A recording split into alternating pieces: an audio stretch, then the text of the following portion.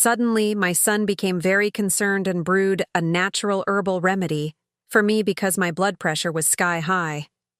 I gave the cup to his wife, who was complaining of stress. 1 hour later, she clutched her throat in panic and, "I'm glad to have you here. Follow my story until the end and comment the city you're watching from so I can see how far my story has reached. My name is Courtney, and I never thought that a simple cup of tea could reveal the darkness hiding in my own son's heart." At 60 years old, I believed I had seen enough of life's cruelties. But nothing prepared me for what I discovered that autumn afternoon when Henry brought me what he called his special herbal blend. It was a Tuesday in October when Henry knocked on my door, something that hadn't happened in months. Since his father died 19 years ago, our relationship had grown distant, reduced to obligatory holiday calls and the occasional awkward dinner. So when I opened the door to find him standing there with Avery, his wife of 9 years, both wearing unusually bright smiles, my first instinct was suspicion. "Mom, you look tired," Henry said, stepping inside without waiting for an invitation. His eyes scanned my living room with an intensity I didn't recognize. "Have you been taking care of yourself?" The question struck me as odd.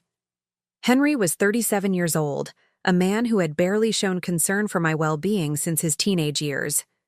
After his father's death, he had blamed me for not preventing the accident, as if I could have stopped a drunk driver from running a red light.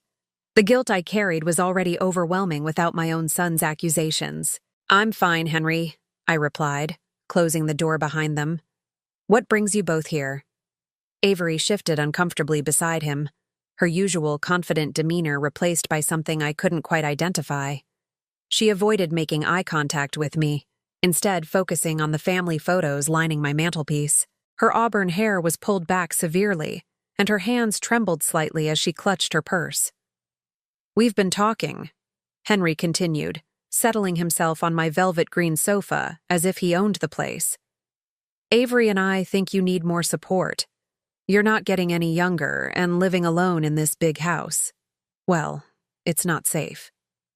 I felt a chill run down my spine.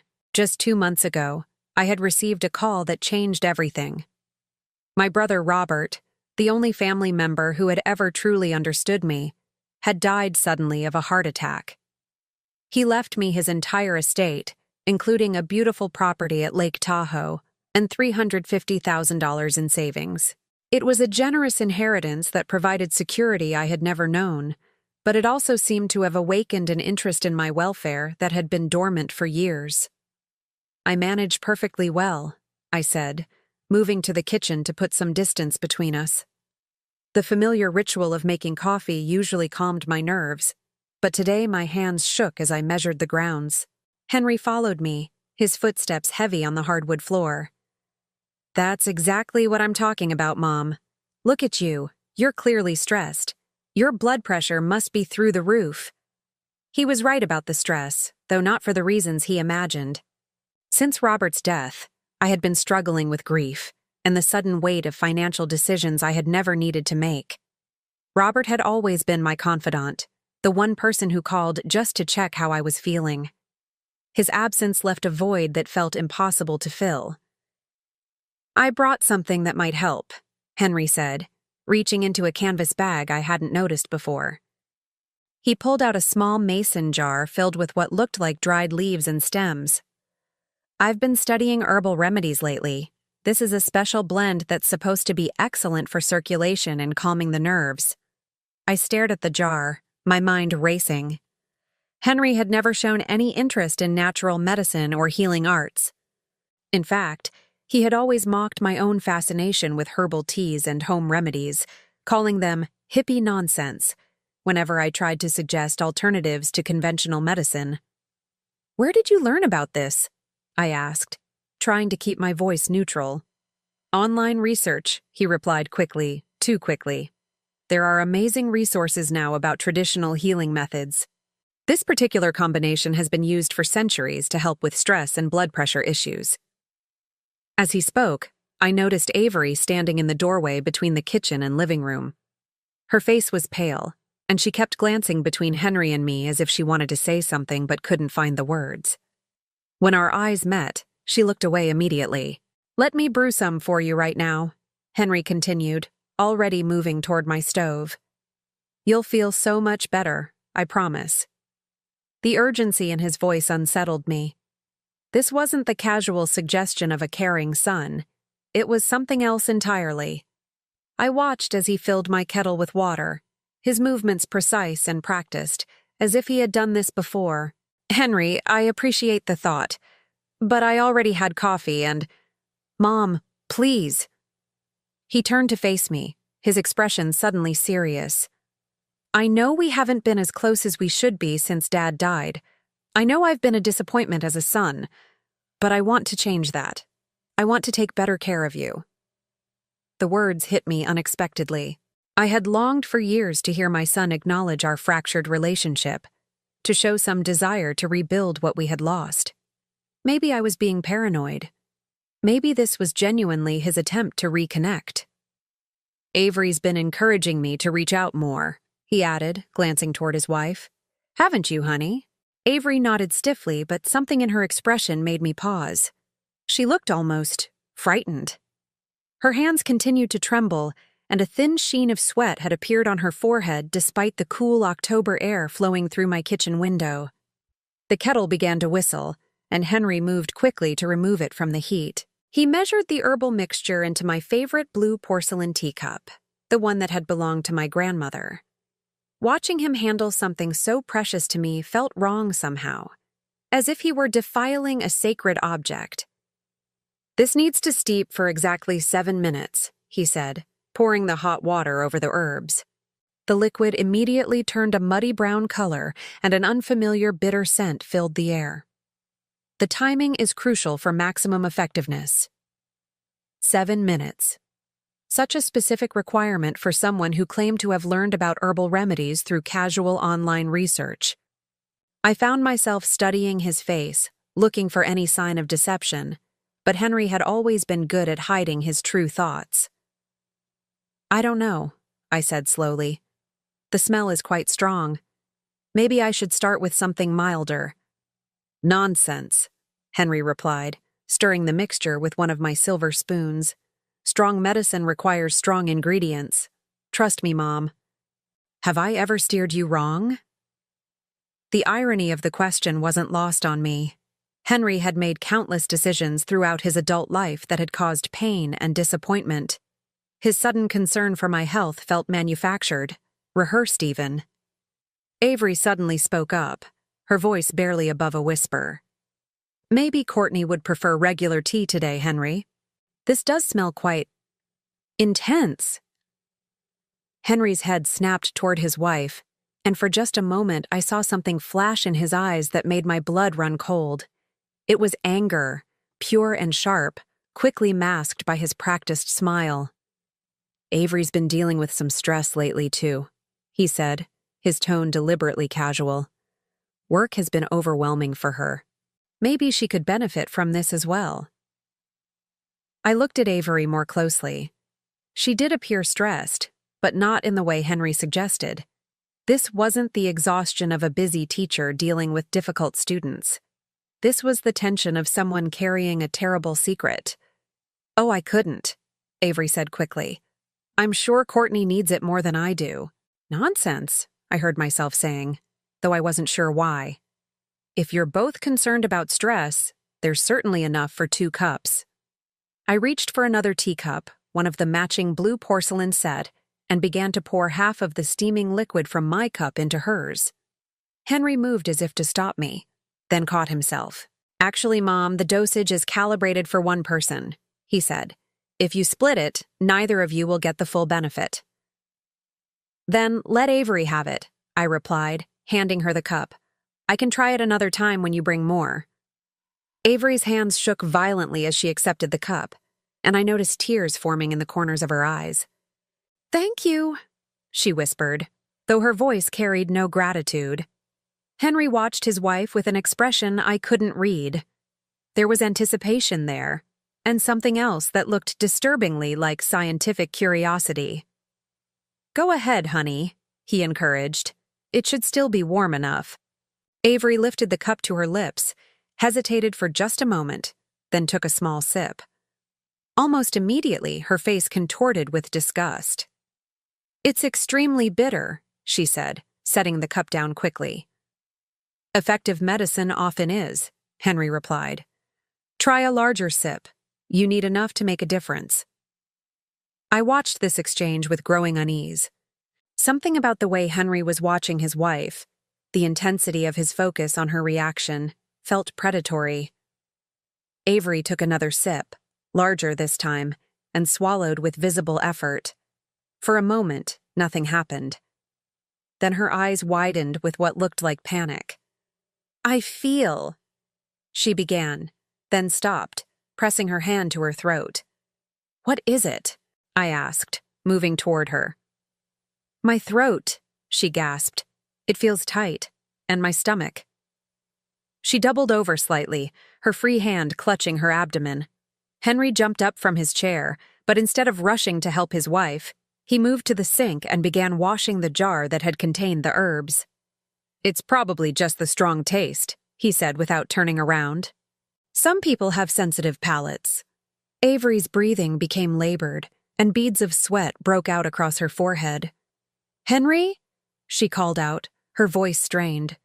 "Something's wrong." That's when I saw it, the look that passed across my son's face when he finally turned to acknowledge his wife's distress. It wasn't concern or surprise. It was calculation. The teacup slipped from Avery's trembling fingers and shattered against my kitchen floor, sending fragments of blue porcelain and brown liquid across the white tiles. She collapsed into the nearest chair, clutching her throat and fighting for each breath. And in that moment, as I watched my son's wife struggle with symptoms that came on far too quickly and severely to be coincidental, I realized that the herbal tea hadn't been intended for her at all. It had been meant for me. The next morning arrived with the kind of crisp autumn air that usually lifted my spirits, but I woke with a heaviness in my chest that had nothing to do with the weather. I couldn't stop replaying the events of the previous afternoon. The image of Avery clutching her throat burned into my memory like a warning I was only beginning to understand. Henry had rushed his wife to urgent care, claiming she must have had an allergic reaction to something she'd eaten earlier. He had been almost theatrical in his concern, holding her arm as she stumbled to their car, calling out reassurances about getting her medical attention immediately. But I had seen the way he hesitated before helping her. Those precious seconds where he watched her suffer with what looked disturbingly like scientific interest. I made my morning coffee in a different cup, unable to bear the thought of using any of my blue porcelain set. The sight of those broken pieces scattered across my kitchen floor had felt like an omen. As I swept them up the night before, I noticed that several fragments still held traces of that bitter brown liquid, and the smell that rose from them made my stomach turn. Around 10 o'clock, my phone rang. Henry's name appeared on the caller ID, and I hesitated before answering. Part of me wasn't ready to hear whatever explanation he had prepared overnight. "Mom, I wanted to update you about Avery." His voice came through clearly, carrying just the right note of concerned husband. "The doctor said she had a severe allergic reaction. Her throat was quite swollen, and her digestive system was inflamed." "Allergic to what?" I asked, keeping my tone neutral. "They're not entirely sure. Could have been something she ate for lunch, or maybe one of the herbs in that tea blend. You know how sensitive some people can be to natural remedies." The way he said it, so casually dismissive, made my skin crawl. "Is she feeling better now?" "Much better, thank you for asking. They gave her some medication to reduce the inflammation, and she's resting at home today." "But Mom, this got me thinking about how important it is to be careful with herbal treatments. Maybe we should stick to more conventional approaches for your health concerns." I almost laughed at the irony. Yesterday he had been so enthusiastic about his special blend, and now he was suggesting we abandon herbal remedies altogether? "That's probably wise," I agreed, curious to see where this conversation was heading. "Actually, I was wondering if I could come by later today. I left my reading glasses on your coffee table, and I'd like to check on you after yesterday's excitement."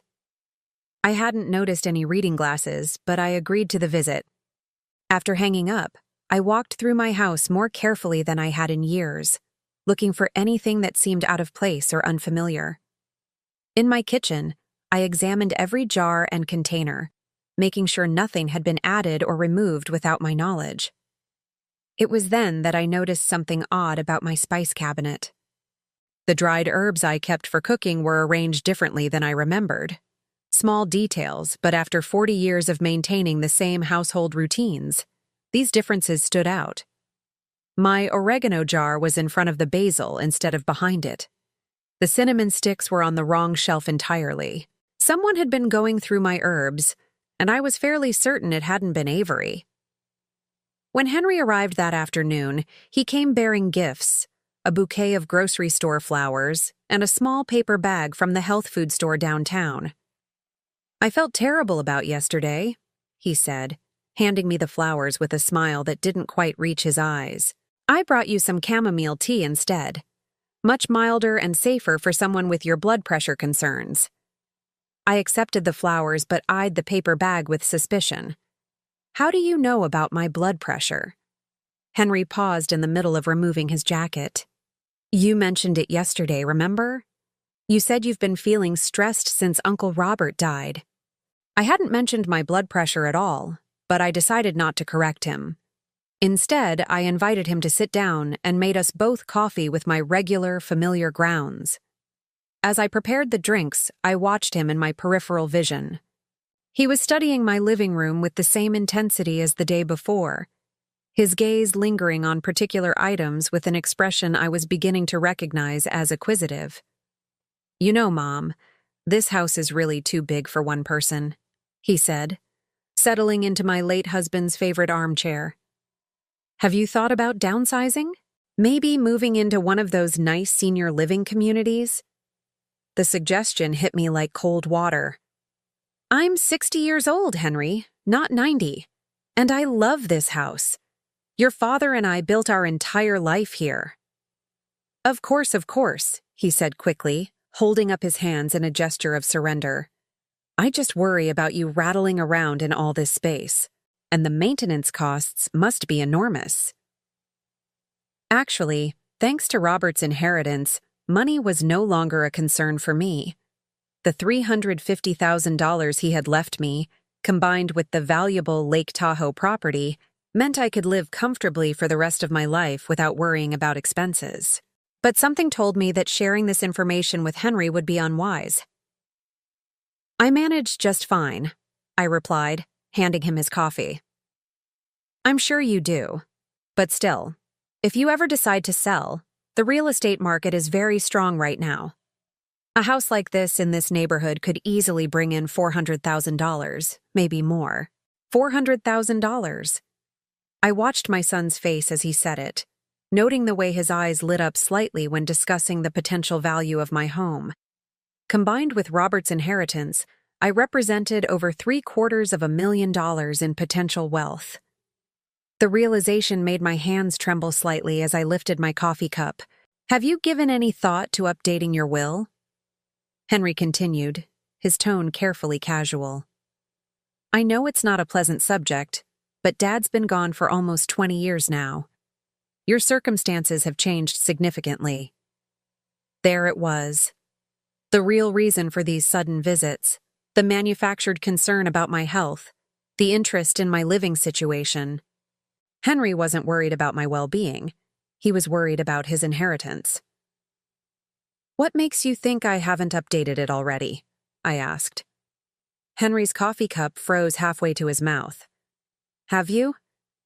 That's not really something I need to discuss with you right now, is it?" The silence that followed felt charged with tension. Henry set down his cup and leaned forward slightly, his salesman's instincts clearly taking over. "Mom, I hope you know that I'm not asking out of greed or self-interest. It's just that estate planning is so important, especially when there are significant assets involved. You don't want the government taking a huge chunk in taxes, and you don't want to leave Avery and me scrambling to figure out your wishes if something unexpected happens." "Something unexpected?" "Well, at your age, health issues can arise suddenly, That's why yesterday scared me so much when you looked so tired and stressed. Heart disease, strokes, even accidents, they become much more common after 60. The way he said it, with such clinical detachment, sent a chill through me. It almost sounded like a threat disguised as concern. I'm perfectly healthy, Henry. My last physical showed no signs of heart disease. My cholesterol is normal, and my blood pressure is only slightly elevated due to the stress of losing my brother. Still, Henry persisted, it would give me such peace of mind to know that your affairs are in order. And if there's anything I can do to help with the paperwork or legal aspects. I stood up abruptly, needing to put some distance between us. I think I can handle my own legal affairs, thank you. Henry remained seated, but I could feel his eyes following me as I moved around the room, straightening things that didn't need straightening. When I turned back toward him, I caught him staring at my left hand with unusual focus. My mother's diamond ring, which I wore daily, seemed to hold particular fascination for him. That's a beautiful ring, he said.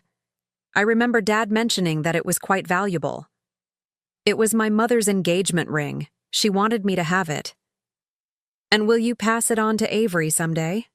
I know she's always admired it. The presumption in his question took my breath away. I haven't really thought about it. Well, when the time comes, I hope you'll consider keeping it in the family. It would mean a lot to have that connection to grandmother. Family. The word felt hollow coming from him, considering that he had barely spoken to me in months before Robert's death made me suddenly worth cultivating. Henry finished his coffee and stood to leave, but not before walking through my house one more time, ostensibly looking for his reading glasses. I followed him, noting how his eyes catalogued everything of value. The antique furniture my husband and I had collected over the years, the artwork Robert had given me for birthdays and holidays, the silver tea service that had been a wedding gift. I still don't see those glasses anywhere, he said, completing his circuit of the house. I must have left them somewhere else. As I walked him to the door, he paused and pulled a business card from his wallet. I met someone last week who specializes in estate planning. Very knowledgeable, very discreet.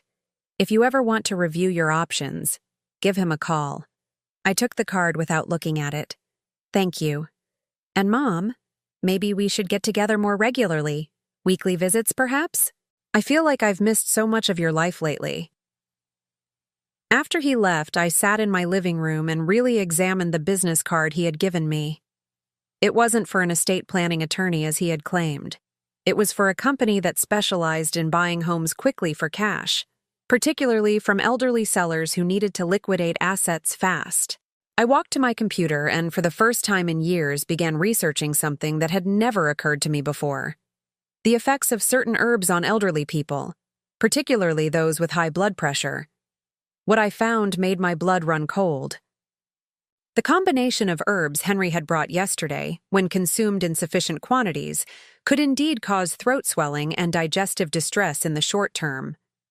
But more disturbing were the long-term effects described in several medical journals.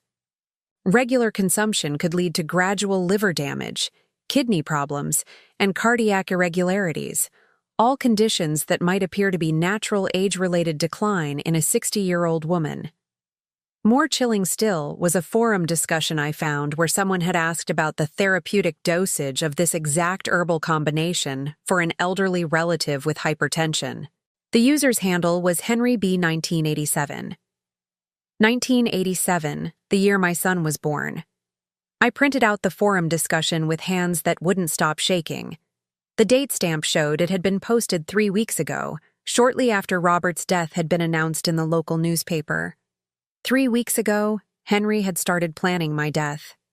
That evening, as I sat in my kitchen with the printed pages spread before me, I realized that yesterday's accident with Avery had revealed the true purpose of Henry's sudden interest in my health. The herbal tea hadn't been a loving son's attempt to help his stressed mother. It had been a test run. I spent 3 sleepless nights staring at those printed forum pages, reading and rereading Henry's posts about therapeutic dosages and elderly relatives. Each time I hoped I was wrong, that there was some innocent explanation for my son researching the effects of herbs that could slowly damage an older person's organs. But there was no mistaking the cold, clinical tone of his questions, or the way he had asked about masking the bitter taste to make the mixture more palatable. On Friday morning, I made a decision that would change everything between us forever. Instead of waiting for Henry to make his next move, I would confront him directly. I needed to look into his eyes and hear from his own mouth what he was planning to do to me. I called him at work, something I never did. His cheerful greeting when he answered made my stomach turn. "Mom, what a nice surprise. Is everything okay?" "Henry, I need to talk to you about something important. Can you come by this evening?" There was a pause, and when he spoke again, his voice carried a note of concern that would have seemed genuine if I hadn't known better. "Of course. Is this about your health? Have you been feeling worse?" "We'll discuss it when you get here. Come alone." "What about Avery? She's been wanting to check on you since her reaction to that tea." "Alone, Henry." After I hung up, I spent the day preparing for what I knew would be the most difficult conversation of my life. I printed out additional copies of his forum posts, including ones where he had asked about the cumulative effects of regular consumption, and whether the symptoms would be distinguishable from natural aging processes. The cold calculation in his words made me feel sick. Henry arrived at 7 o'clock sharp, carrying a bottle of wine and wearing the same forced smile that had become his trademark during these visits. He looked relaxed, confident, like a man who believed his plan was proceeding smoothly. "You sounded serious on the phone," he said, following me into the living room. "I brought your favorite Pinot Grigio. Maybe we can talk over a glass of wine." "I don't think wine is appropriate for this conversation." Something in my tone made him pause. For the first time since his visits had started, I saw uncertainty flicker across his face. I sat down across from him and placed the printed pages on the coffee table between us. "I found something interesting online yesterday." Henry's eyes fell on the papers, and I watched his face carefully. The moment he recognized his own posts, his entire demeanor changed. The fake warmth disappeared, replaced by something cold and calculating that I had never seen in my son before. "You went through my browsing history?" he asked, his voice dangerously quiet. "I didn't need to. You posted these questions in public forums using your birth year as part of your username. Not very clever for someone planning what you're planning." Henry leaned back in his chair, and for several long moments we stared at each other in silence. When he finally spoke, his voice was completely different from the concerned son act he had been performing. "So you know.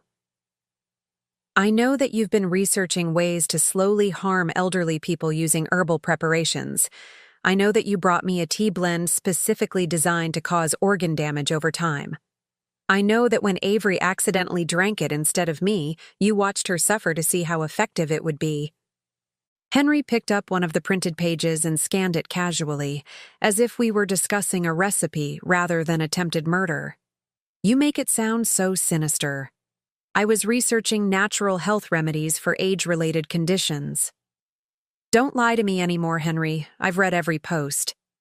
You asked specifically about making symptoms appear natural, about dosages that would cause gradual decline, about masking bitter tastes. You even asked whether anyone would be suspicious if an elderly person died of apparent heart failure after months of declining health." "And what did you conclude from your detective work?" he asked, setting the paper down with deliberate calm. "I concluded that my son has been planning to kill me for my inheritance." The words hung in the air between us like a toxic cloud. Henry didn't deny them. Instead, he stood up and walked to my window, looking out at the garden where I had spent so many peaceful hours over the years. "Do you have any idea what it's like to be drowning financially while your mother sits on $750,000 in assets?" he asked without turning around. The casual admission hit me like a physical blow. He wasn't even pretending anymore. "Henry, if you needed money, you could have asked me. We could have worked something out." He turned around, and the expression on his face was one of pure contempt. Asked you? And listened to lectures about fiscal responsibility and living within our means? I've heard those speeches my entire adult life. So you decided to kill me instead? I decided to help nature take its course a little faster than it might otherwise. You're 60 years old, Mom. You've lived a full life. Avery and I are still young, still building our future. We have debts, dreams, plans that require capital. The coldness in his voice was more frightening than anger would have been.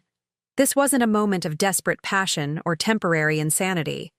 This was calculated, rational planning by someone who had weighed my life against his financial needs and found me wanting. How long have you been giving me those herbs? I asked, though I wasn't sure I wanted to know the answer. This was actually the first attempt. I needed to test the mixture first, make sure it would work the way I intended. Avery's reaction was quite informative, though she experienced it much more intensely than you would have. The dosage was calibrated for someone your age and weight. I felt nauseated. He was discussing my planned murder with the same detachment he might use to describe a business transaction. And if I hadn't given it to Avery, if I had drunk it myself, you would have felt mildly unwell for a day or two. Nothing more dramatic than that. But your liver and kidneys would have begun processing toxins they weren't designed to handle. Over the course of several months, with regular doses, your organs would have shown signs of stress. You would have started feeling more tired, perhaps experienced some digestive issues, maybe some heart palpitations. And eventually, you would have had what appeared to be a natural heart attack or stroke. Very sad, but not unexpected for someone your age dealing with the stress of recent bereavement and financial decisions. And the clinical precision of his plan was horrifying. He had thought through every detail, anticipated every contingency. This wasn't a crime of passion, it was premeditated murder disguised as natural causes. What about Avery? Is she part of this? For the first time, Henry hesitated. Avery is complicated. She knows about our financial situation, obviously. She knows we need a solution. But she's squeamish about the details. Squeamish about murdering your mother, you mean? She prefers not to think about the methodology. She just wants the problem to go away. I thought about Avery's behavior during their visits, her obvious distress, the way she had avoided eye contact. She might not have been an active participant, but she was certainly complicit in whatever Henry had planned for me. So what happens now? I asked. Now that I know what you're planning? Henry sat back down, and I saw him considering his options. The mask was completely off now, revealing a stranger I barely recognized. Now we need to have a practical discussion about your estate planning, he said finally, because one way or another, Avery and I are going to inherit your assets. The only question is whether you want to cooperate and make the transition smooth, or whether you want to make this difficult for everyone involved. You're threatening me. I'm presenting you with options. You can update your will to leave everything to us, then perhaps take a nice long trip somewhere. Lake Tahoe, maybe. Uncle Robert's property is quite isolated. Anything could happen to someone traveling alone at your age. The implications of his words made my blood run cold. He wasn't just planning to poison me slowly. He was prepared to arrange a more immediate solution if necessary.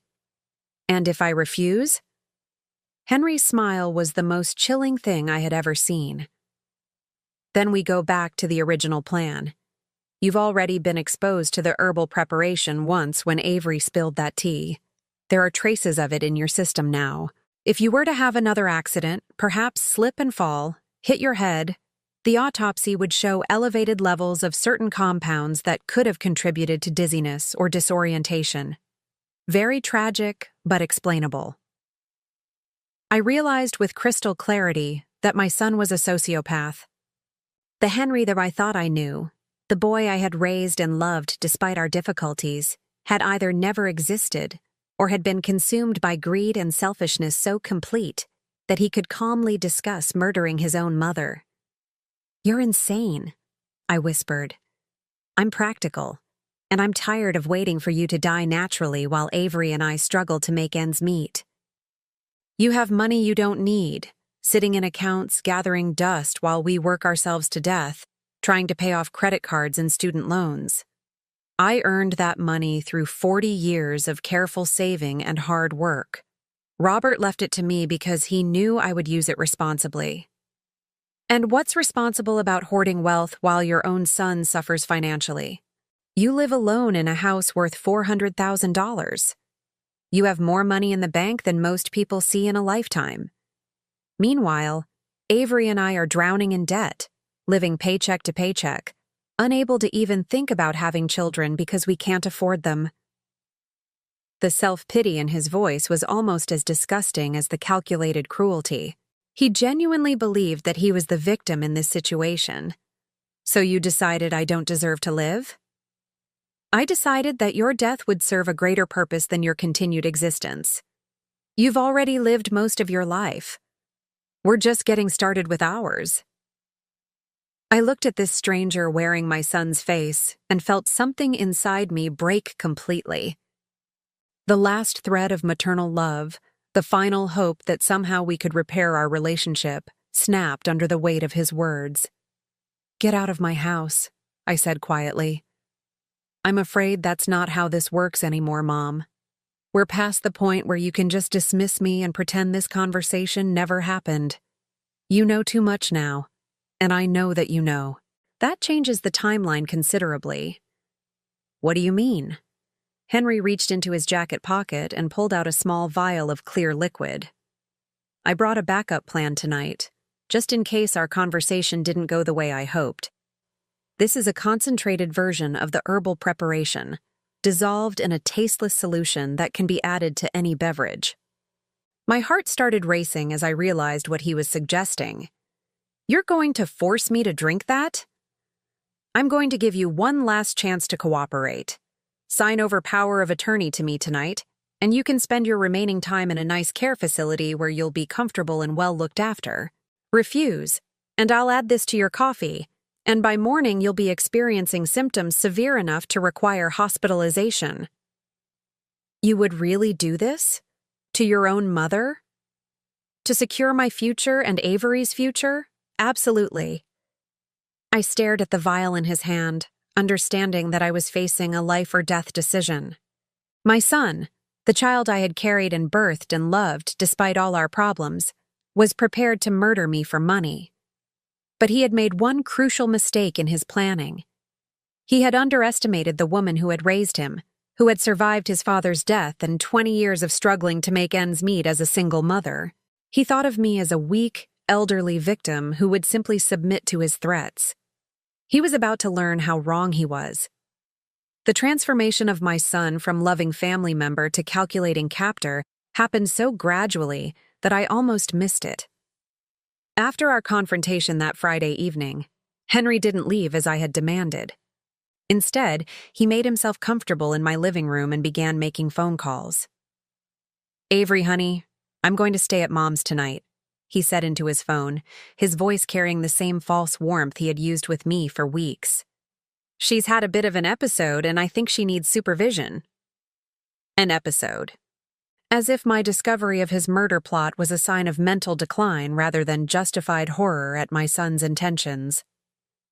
After he hung up, Henry turned to me with that chilling smile that had become his trademark.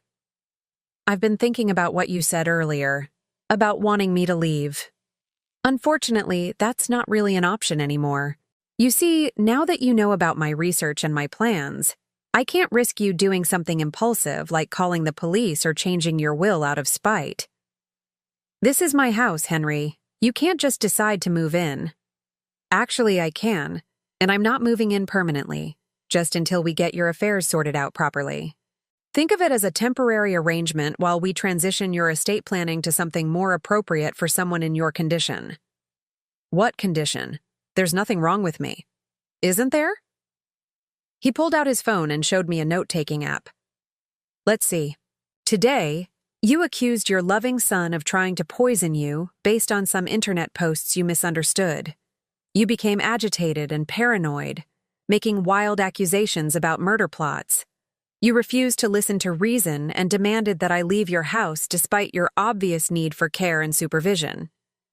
I felt cold dread creeping up my spine as I realized what he was doing. You're creating a record. I'm documenting your declining mental state. Very sad, really. The stress of Uncle Robert's death has clearly been harder on you than any of us realized. It's not uncommon for people your age to develop paranoid delusions, especially after a significant loss. No one will believe that. I'm perfectly lucid. Are you? Because from where I'm sitting, you look like a confused elderly woman who's been living alone too long and has started imagining threats that don't exist. Henry stood up and walked to my front door, turning the deadbolt with a decisive click. Then he moved to the back door and repeated the process. I watched in growing horror as he secured every possible exit from my own home. What are you doing? Making sure you don't hurt yourself.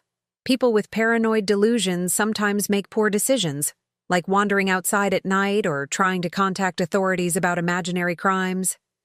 It's really for your own safety. I reached for my phone, but Henry was faster. His hand closed over mine with a grip that was firm enough to be painful, but not quite hard enough to leave bruises. I don't think you need that right now, he said, gently but firmly removing my cell phone from my grasp. Too much stimulation can make episodes worse. Henry, this is kidnapping. You can't hold me prisoner in my own house. I'm not holding you prisoner, Mom. I'm providing care for a family member who's experiencing a mental health crisis. Big difference, legally speaking. The casual way he discussed the legal implications told me that he had researched this aspect of his plan as thoroughly as he had researched the herbal preparations. This wasn't a spontaneous decision born of panic after our confrontation. This was another calculated move in a strategy he had been developing for weeks. Now, he continued, settling back into my late husband's favorite chair, let's talk about next steps. I've made an appointment for you to see a geriatric psychiatrist on Monday morning. Dr. Brennan comes highly recommended for dealing with age-related cognitive decline. I'm not going to see any psychiatrist. Of course you are. You'll go willingly because you want to get better, and Dr. Brennan will evaluate your condition and make recommendations about the level of care you need. I suspect he'll find that living alone is no longer safe for someone in your condition. I felt trapped in a nightmare where my own words and actions were being twisted into evidence of mental illness. And what happens after this appointment? That depends on you. If you're cooperative, if you acknowledge that you need help and support, then we can arrange for appropriate care. Perhaps a nice assisted living facility where you can be monitored and given the medications you need. Medications? Dr. Brennan will almost certainly prescribe something to help with your anxiety and paranoid thoughts. Antipsychotic medications can be very effective for people experiencing the kind of delusions you've been having. The picture he was painting became clearer with every word. Once I was medicated and institutionalized, it would be easy for Henry to gain control of my finances and property. Any protests I made about his true intentions would be dismissed as further evidence of my mental instability. And if I'm not cooperative? Henry's expression hardened slightly. Then we implement more immediate solutions. You've already been exposed to herbal preparations that could cause confusion and disorientation.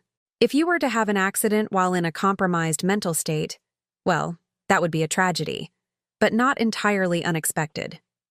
I realized that I was completely at his mercy. He controlled access to my phone, my car keys, even my ability to leave the house. He had created a narrative that painted me as mentally unstable, and any resistance I offered would be interpreted as further proof of my condition. I need to use the bathroom, I said, hoping to buy myself some time to think. Of course, but I think it's best if you leave the door open. People with your condition sometimes have falls in enclosed spaces.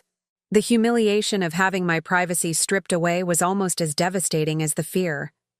I walked to my bathroom with as much dignity as I could muster, acutely aware that Henry was watching my every move. In the bathroom mirror, I looked at myself carefully. I didn't look like a confused elderly woman. My eyes were clear, my posture straight, my expression alert. But I knew that appearance wouldn't matter if Henry succeeded in getting me evaluated by a doctor who was expecting to see signs of dementia or paranoid delusion. When I returned to the living room, I found Henry going through my desk drawers with systematic efficiency. "What are you looking for?" "Important documents, insurance papers, bank statements, your will. It's important that I understand your complete financial picture so I can help manage your affairs properly. Those documents are private." "Not anymore. As your primary caregiver, I need access to all relevant information about your health and finances." He pulled out my current will, a document I had updated just 6 months earlier after Robert's death. I watched him read through it, noting the way his jaw tightened when he reached certain sections. "This is very generous to various charities," he said without looking up, "almost as if you care more about strangers than your own family." "I believe in supporting causes that matter to me." "Well, we'll need to revisit these allocations. Someone in your condition shouldn't be making major financial decisions without proper guidance." He found my bank statements next, and I saw his eyes light up when he confirmed the balance in my savings account. $350,000, just as he had expected, plus the smaller amounts in my checking and money market accounts. "Very impressive nest egg," he said. "Far more than any single person needs for their remaining years. That money represents a lifetime of careful saving. And now it represents security for the next generation of our family. Uncle Robert would want his inheritance to benefit his nephew and nephew's wife, don't you think?" The way he twisted Robert's memory made me sick. My brother had left me that money because he trusted me to use it wisely, not because he wanted to fund Henry's lifestyle. Henry continued going through my papers with the thoroughness of an accountant conducting an audit. He found my investment statements, my insurance policies, the deed to the Lake Tahoe property Robert had left me. Each discovery seemed to please him more than the last. "You really are quite wealthy," he said when he had finished his inventory. "Much more so than I had realized. This changes some of my calculations." "What calculations?" "How long this process needs to take. With assets of this magnitude, it's worth investing a bit more time in making sure everything is handled properly. We don't want to rush into anything that might raise unnecessary questions." I understood that he was revising his timeline. The larger the inheritance, the more careful he needed to be about acquiring it legally. "I'm hungry," I said, realizing that we had been talking for hours and I hadn't eaten since lunch. "Of course. Let me make you something." Henry stood up and walked toward my kitchen, and I started to follow him. "Actually, why don't you rest in your chair? I can handle dinner. You seem tired, and stress can be very hard on people your age." I wanted to protest, but I realized that following him would accomplish nothing except confirming his narrative about my need for supervision. Instead, I sat down and listened to him moving around in my kitchen, opening cabinets and drawers with the familiarity of someone who had been studying the layout. When he returned 20 minutes later, he carried a tray with a bowl of soup and a cup of tea.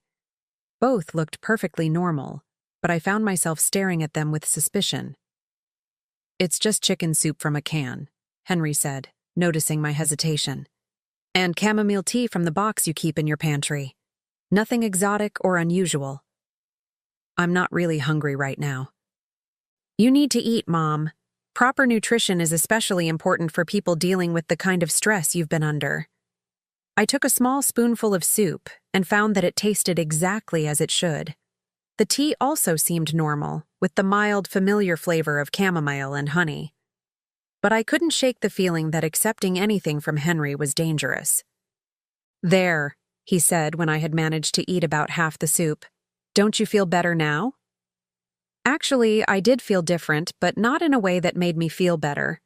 I felt drowsy, relaxed in a way that didn't seem natural given the circumstances. My thoughts seemed to move more slowly, and my anxiety about the situation began to fade into a kind of foggy acceptance. "I think I'm tired," I said, surprised at how slurred my words sounded. Of course you are. It's been a very stressful day. Why don't you go to bed early tonight? Things will look clearer in the morning. I stood up, intending to walk to my bedroom, but my legs felt unsteady. Henry immediately moved to support my elbow, his grip firm and controlling. Careful there, he said with false concern. These episodes can really take it out of you. As he helped me to my bedroom, I realized that he had indeed added something to my food. Not the dangerous herbal preparation he had threatened me with earlier, but something milder, designed to make me compliant and confused rather than seriously ill. Sleep well, Mom, he said, helping me sit on the edge of my bed. Tomorrow we'll start making some positive changes in your life. After he left my room, I heard him moving around the house, checking locks, closing curtains, making himself completely at home. I lay in my bed, feeling drugged and helpless, and understood that this was only the beginning. Henry had turned my own home into a prison, and I was now completely under his control. I woke up Saturday morning with a clarity that surprised me, considering how foggy I had felt the night before. Whatever Henry had given me to make me compliant was wearing off, and with that clarity came a cold, calculated anger, unlike anything I had ever experienced. My son had made several crucial mistakes in his planning, and as I lay in bed listening to him move around my kitchen, I began to formulate a plan of my own. Henry thought he was dealing with a helpless elderly woman who would submit to his control out of fear and confusion. But he had forgotten something important about the woman who had raised him as a single mother for nearly 20 years. I was a survivor. When Henry knocked on my bedroom door at 8 o'clock, I was ready for him. Good morning, Mom. How are you feeling today? I made my voice slightly uncertain, with just a hint of the confusion he expected to hear. I'm not sure. Yesterday feels a bit fuzzy. Did we have an argument? The satisfaction that flickered across his face told me my performance was convincing. You had a bit of an episode, nothing too serious, but enough to make me concerned about you living alone. Do you remember any of it? I pretended to struggle with my memory. Bits and pieces. Something about Uncle Robert's will? I remember being upset about something. You were confused about some papers you found online. You thought they meant something they didn't. It's not uncommon for people your age to misinterpret things when they're under stress. Oh. I let my voice carry a note of embarrassment. I hope I didn't say anything too foolish. Nothing that can't be forgotten. The important thing is that we're going to get you some help. I've made an appointment with a doctor who specializes in age-related memory issues. I nodded as if this seemed reasonable. That's probably a good idea. I have been feeling more forgetful lately. Henry's relief was visible. He had expected resistance, argument, perhaps even attempts to contact the authorities. Instead, he was getting compliance from a woman who seemed appropriately concerned about her declining mental state. I'll make you some breakfast, he offered. You need to keep your strength up for the appointment on Monday. That's very kind of you, dear. You know, I was thinking about what you said yesterday about Uncle Robert's inheritance. Maybe you're right that it's too much for one person to manage alone. Henry paused in the doorway, clearly pleased by this development. I'm glad you're starting to see the practical side of the situation. Managing significant assets requires expertise and energy that becomes more challenging as we age. Exactly. And I've been thinking about the Lake Tahoe property as well. I haven't even visited it since Robert left it to me. It seems wasteful to let it sit empty when it could be put to better use. That's very mature thinking, Mom. The property market in that area is quite strong right now. It might be wise to sell while values are high. I nodded thoughtfully. Perhaps we could drive up there this weekend and take a look at it together? I'd value your opinion about what should be done with it. The suggestion clearly appealed to Henry for reasons that had nothing to do with real estate evaluation. An isolated property, hours away from any neighbors, would be the perfect place to arrange an accident for an elderly woman with newly documented mental health issues. That's an excellent idea, he said, Fresh mountain air might be good for your overall health as well. After Henry left to prepare breakfast, I moved quickly and quietly.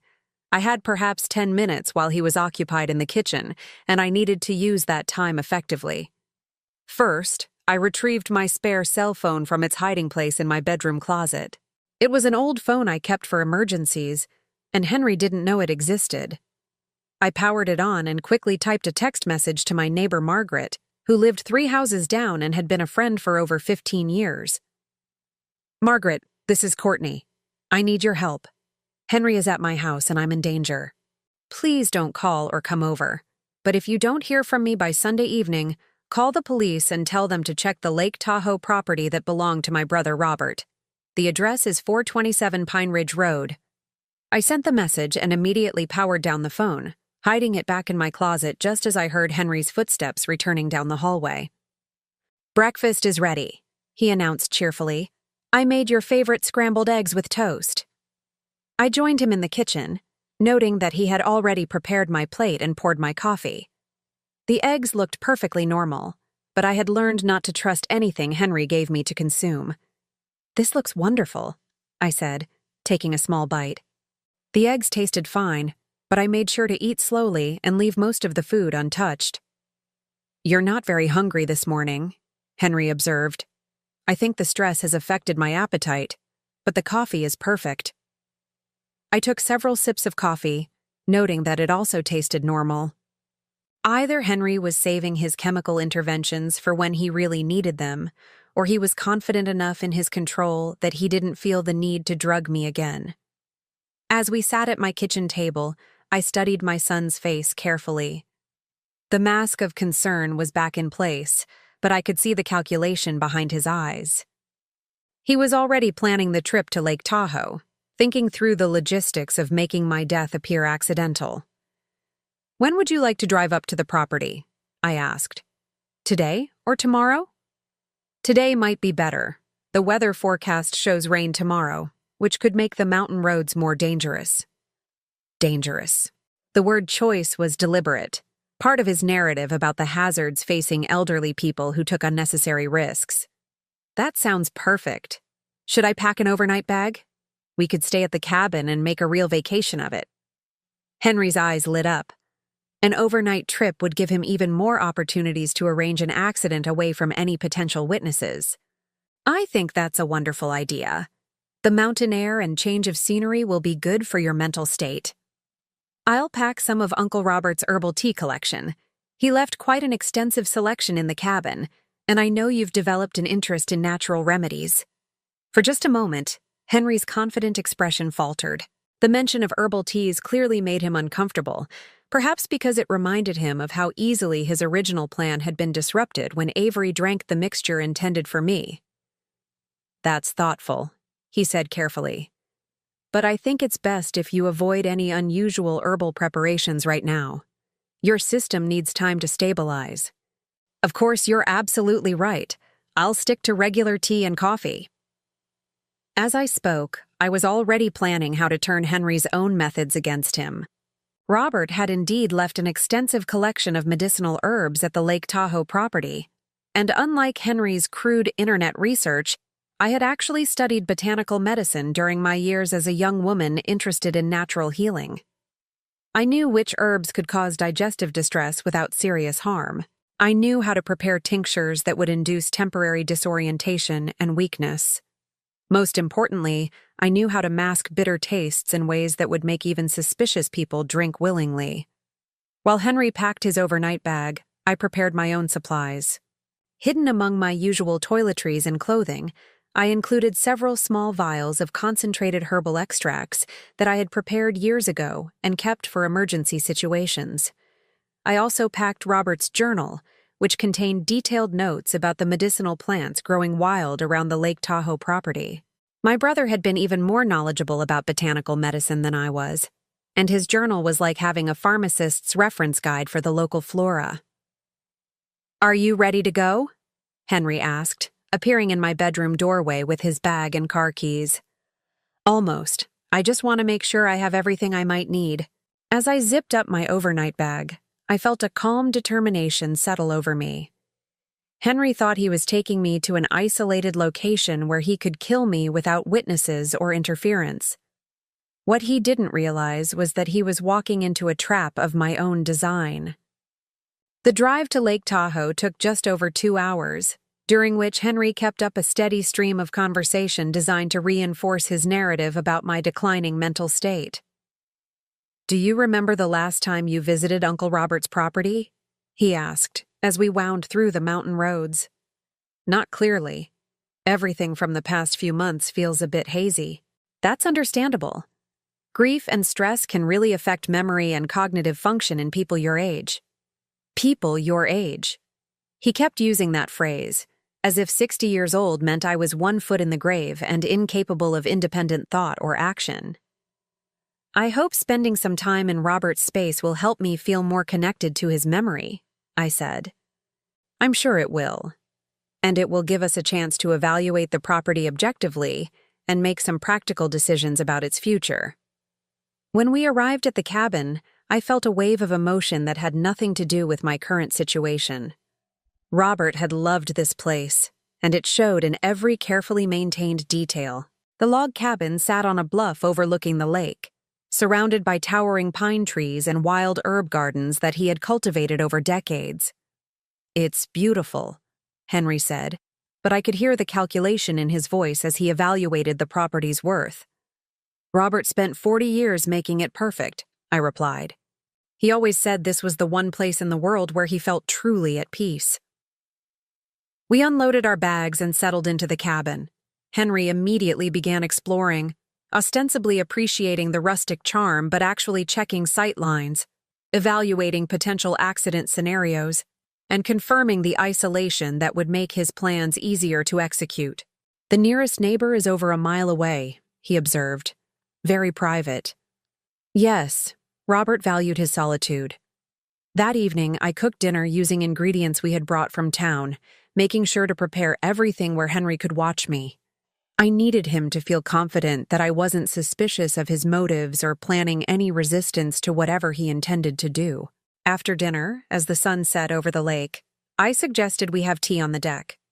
"What a wonderful idea," Henry agreed. "Let me prepare it for you. You should relax and enjoy the view." "Actually, I'd like to do it myself. It would make me feel closer to Robert, using his kitchen and his tea collection." Henry hesitated, clearly preferring to control what I consumed, but unable to refuse without seeming suspicious. "Of course, I'll just enjoy this beautiful sunset." In Robert's kitchen, I prepared 2 cups of tea with meticulous care. Henry's cup received a carefully measured dose of herbs that would cause severe digestive distress and temporary disorientation without leaving lasting harm. My own cup contained nothing but chamomile and honey. I knew the effects would begin within 30 minutes of consumption, and I planned to be far away from the cabin when Henry realized what was happening to him. "Here you go," I said, handing him the steaming cup as we sat together on the deck. This blend was one of Robert's favorites. He always said it helped him sleep peacefully. Henry accepted the tea without suspicion, trusting that his elderly, confused mother wouldn't be capable of turning his own methods against him. "It smells wonderful," he said, taking a large sip.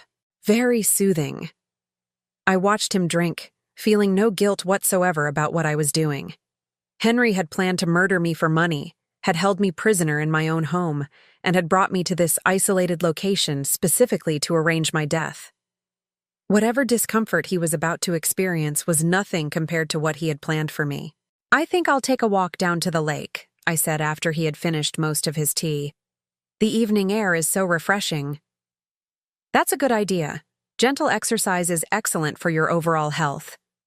I walked slowly toward the lake, counting the minutes in my head. By the time Henry realized what was happening to him, I would be safely hidden in the woods surrounding the cabin, with my spare cell phone ready to call for help if necessary. 25 minutes after he finished his tea, I heard the first sounds of distress from the cabin. Henry was calling my name, his voice strained and panicky. By the time he managed to stumble out onto the deck looking for me, I was concealed in a grove of trees with a clear view of his suffering. Watching my son experience the fear and helplessness he had planned for me should have brought satisfaction. Instead, I felt only a profound sadness for the boy I had raised and loved, who had grown into a man capable of such calculated cruelty. But I also felt something else that surprised me. Freedom. For the first time in months, I was in complete control of my own fate. I watched from my hiding place among the pine trees as Henry stumbled around the cabin deck, calling my name with increasing desperation. The herbs were working exactly as I had intended. He was experiencing severe nausea, disorientation, and weakness, but nothing that would cause permanent harm. Unlike what he had planned for me. After an hour of watching him suffer, I emerged from the woods and approached the cabin as if I had simply returned from a pleasant evening walk. "Henry, what's wrong?" I called out, injecting just the right note of confused concern into my voice. He was sitting on the deck steps, his head in his hands, looking pale and shaken. When he looked up at me, his eyes were unfocused and there was genuine fear in his expression. "Mom, something's wrong. I feel terrible. Dizzy, nauseous, like I might pass out." "Oh my goodness! What could have caused that? Should we drive to the hospital?" "I don't think I can drive. Everything is spinning, and my stomach." He doubled over again, confirming that the herbs were affecting him exactly as I had calculated. "Well, we can't stay here if you're seriously ill. Let me think." I paused, as if considering our options. "You know, Uncle Robert always said that certain combinations of his herbs could cause reactions in people who weren't used to them. Did you drink that tea I made?" Henry's eyes widened as the implications hit him. "The tea? You think the tea did this?" "It's possible. Robert's blends were quite potent, and he always warned me to be careful about dosages." I sat down beside him, putting on my most concerned mother expression. "I'm so sorry, dear. I should have thought about that before offering it to you." "How long will this last?" His voice was weak, almost childlike in its vulnerability. "I'm not sure.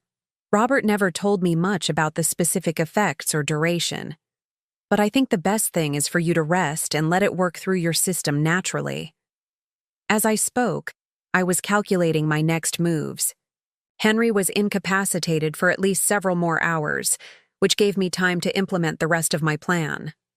I helped him inside and settled him on the couch, bringing him water and acting like the caring mother he had been manipulating. "Try to sleep," I told him. "I'll keep an eye on you and make sure you're okay." Once Henry had dozed off, fitful and uncomfortable, but no longer able to focus on anything except his own misery, I began working. First, I used my spare phone to send another message to Margaret. "I'm safe for now. Henry became ill after drinking some of Uncle Robert's herbal tea. We'll keep you updated. If anything happens to me, make sure the police know that Henry has been planning to harm me for my inheritance." Then I began searching through Henry's belongings. His phone contained a wealth of evidence that I photographed with my spare device. Text messages to Avery discussing their financial desperation and speculating about when I might die naturally. Search histories full of queries about herbal substances and their effects on elderly people. Even draft emails to estate attorneys asking about expediting inheritance proceedings. Most damning of all was a voice recording he had made on his phone the previous evening, apparently intended as a personal log of his plans. "Day 2 of the intervention," his voice said clearly through the phone speaker. "Mom is showing expected signs of compliance after last night's mild sedative. The paranoid episode seems to have convinced her that she needs help, which will make the psychiatric evaluation much easier. If Dr. Brennan cooperates as expected, we should have legal control of her assets within 2 weeks. The Lake Tahoe trip will provide the perfect opportunity for a more permanent solution if the legal route proves too slow or complicated." A permanent solution. My own son casually discussing my murder as if it were a business decision. I saved copies of everything to my spare phone and then composed a detailed email to the local police, explaining Henry's plans and providing all the evidence I had gathered. I scheduled the email to be sent automatically if I didn't cancel it within 12 hours, ensuring that even if something happened to me, the truth would still come out. When Henry woke up the next morning, he was feeling better physically but clearly shaken by what he had experienced. "How are you feeling?" I asked, bringing him coffee and toast. "Much better, thank you. That was terrifying. I've never felt so helpless." The irony of his statement wasn't lost on me, but I simply nodded sympathetically. "I'm just glad you're okay. I was worried I might have accidentally caused serious harm." No lasting damage, I think.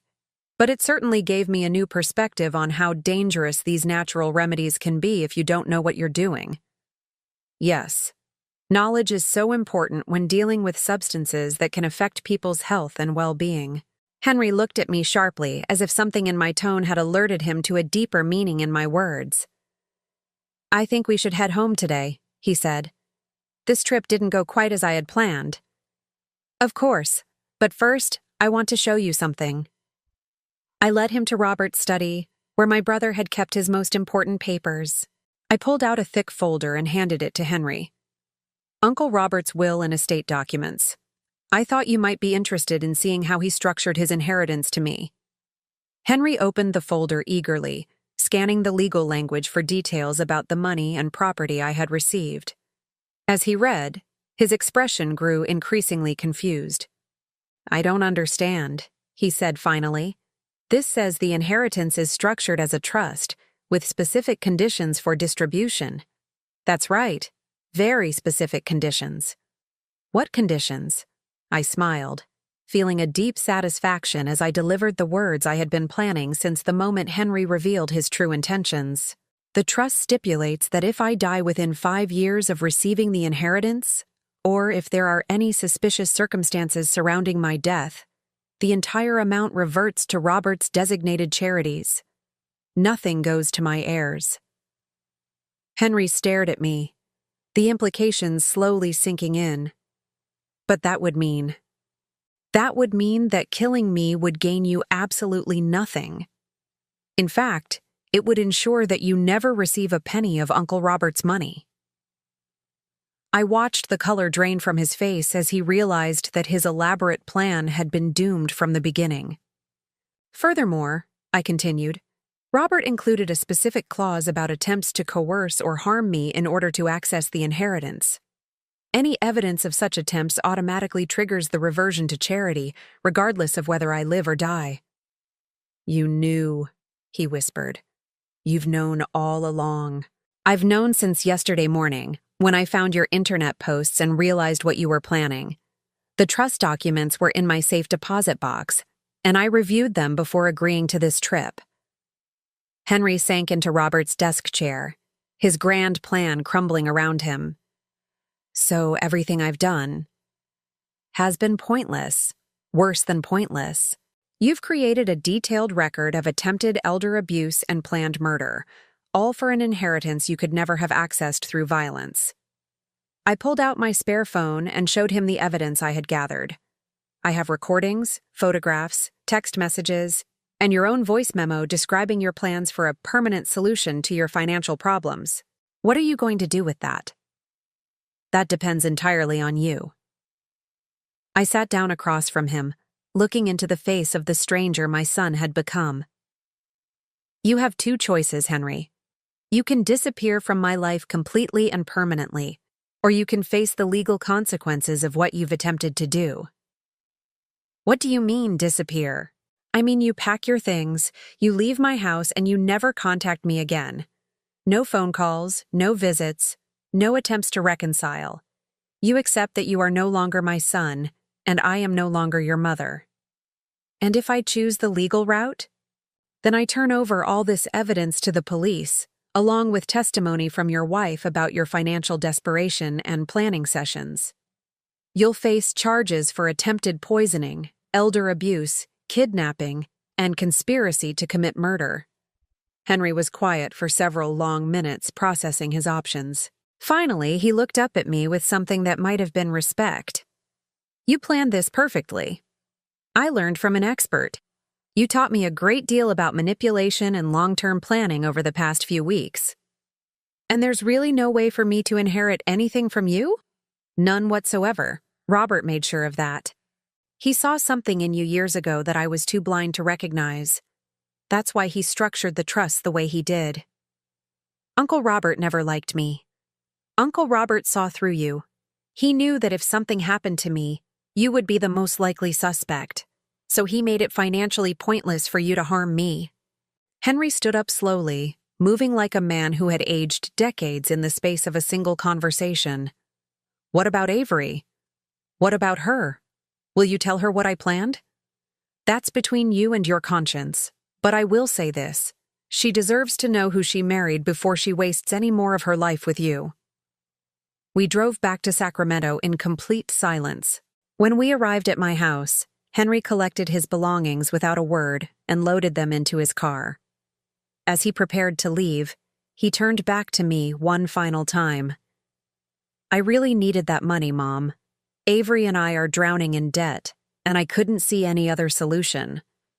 You could have asked for help. You could have talked to me honestly about your problems. Instead, you chose to see me as an obstacle to be eliminated rather than a mother who might have been willing to support you. Would you have helped? Really? I considered the question seriously. Before all this? Probably. I would have found a way to assist you without compromising my own security. But now? After learning what you're truly capable of? No, Henry. I would never trust you with $1, much less my life savings. He nodded, accepting the finality of what had been lost between us. I'm sorry. I'm sure you are. But some lines, once crossed, can never be uncrossed. I watched him drive away, and for the first time in months, I felt truly safe in my own home. 3 weeks later, I received divorce papers in the mail addressed to Henry at my house. Avery had apparently learned about his plans, either from him or through her own investigation, and had made the same choice I had made. She would rather be financially struggling and safe than married to someone capable of murder for money. I moved to the Lake Tahoe property permanently, finding peace in Robert's carefully cultivated sanctuary. The inheritance money allowed me to live comfortably while supporting causes I believed in, exactly as Robert had intended. Sometimes I still think about Henry, wondering if he learned anything from our final confrontation, or if he simply moved on to another scheme with another potential victim. But mostly, I try not to think about him at all. I had spent 60 years learning the difference between family and blood relations. Family are the people who love you, support you, and want the best for you, even when it's inconvenient for them. Blood relations are just people who happen to share your genetics. Henry had proven conclusively which category he belonged in. As for me, I discovered something valuable in those dark weeks when I thought my own son was planning to kill me. I learned that I was stronger, more resourceful, and more capable of protecting myself than I had ever imagined. That knowledge was worth more than any inheritance. Now I'm curious about you who listened to my story. What would you do if you were in my place? Have you ever been through something similar? Comment below, and meanwhile, I'm leaving on the final screen 2 other stories that are channel favorites, and they will definitely surprise you. Thank you for watching until here, for watching until here, for watching until here, for watching until here, for watching until here, for watching until here.